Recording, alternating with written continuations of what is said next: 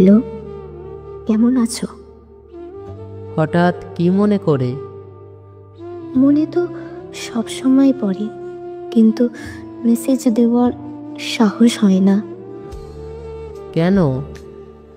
যদি তুমি কিছু মনে করো তাই। ও, জিজ্ঞেস করবে না আমি কেমন আছি? আশা করি ভালোই আছো। তোমার মনে হয় মনে হবার কি আছে? এই কদিন কি একটুও মিস করনি আমাকে? করলেই কি আর না করলেই কি, তোমাকে তো হারিয়েই ফেলেছি। তোমার অভিশাপ ধীরে ধীরে আমাকে শেষ করে দিচ্ছে। আমি কোনো অভিশাপ দেইনি তোমাকে। তাহলে কেন এমন হচ্ছে? তোমার কি হয়েছে? থাক, আর জানতে হবে না তোমাকে। বলো কি হয়েছে তোমার? আমি না একদম ভালো নেই। কি বলছো এসব? সত্যি, আমি একদম ভালো নেই। ভালো থাকার জন্যই তো আমাকে ছেড়ে দিয়েছো, আর এখন এসব কি বলছো? আমার সুখের জন্য একটা বড়লোক ছেলে দেখে পরিবার থেকে আমার বিয়ে দিয়ে দিল, আর এখন আমাকে এখানে কাজের লোকের মতো ব্যবহার করছে। তোমার স্বামী কেমন? প্রথম প্রথম অনেক ভালোবাসতো, কিন্তু এখন কেমন জানি হয়ে গেছে, আর ভালোবাসে না। বাহ, খুব তো জোর দিয়ে বলেছিলে আমার থেকে বেশি সুখে রাখবে তোমাকে। এই তোমার সুখে থাকা?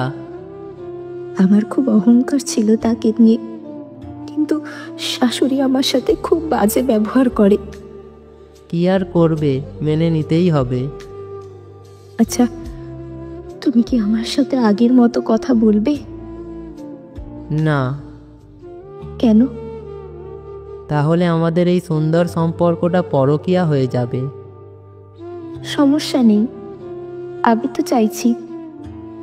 অনেক সমস্যা আছে, তুমি তা বুঝবে না। তুমি কি আমাকে ভালোবাসো না? ভালোবাসি, কিন্তু তা প্রকাশ করা অসম্ভব। কেন এরম করছো? তুমি কি বোঝো না আমার অনেক কষ্ট হচ্ছে? কি আর করার আছে বলো? তুমি আগের মতো আমার সাথে কথা বলো। না, অনেক ঝামেলা হতে পারে তোমার সংসারে। বোঝার চেষ্টা করো। যতই কষ্ট হোক মেনে নাও, আর কিছু করার নেই। বিশ্বাস করো, তোমার কথা শুনে আমার অনেক কষ্ট হচ্ছে। আমি তো চাইলেও এখন আর কিছু করতে পারবো না।